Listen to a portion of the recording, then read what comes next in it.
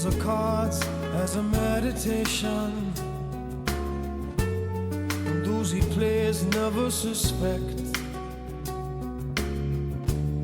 He doesn't play for the money he wins, he doesn't play for respect. He deals the cards to find the answer,